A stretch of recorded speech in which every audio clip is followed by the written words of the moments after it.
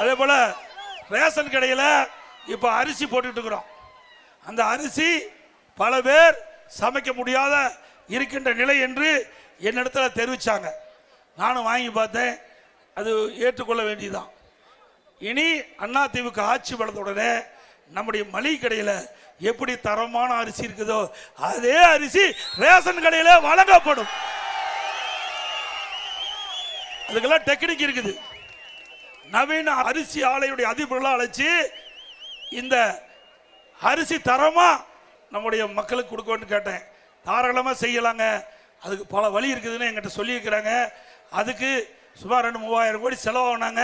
எத்தனை ஆயிரம் கோடி செலவானாலும் பரவாயில்ல, ஏழைகளுக்கு சிறப்பான அரிசி கொடுக்க வேண்டும். அந்த அடிப்படையில் அதிமுக ஆட்சிக்கு வந்தோடனே ரேஷன் கடையில் தரமான அரிசி விலை இல்லாமல் கொடுக்கப்படும். அதோட ரேஷன் கடையில் விலையில்லா பருப்பு கொடுக்கப்படும், விலையில்லா சமையல் எண்ணெய் கொடுக்கப்படும்.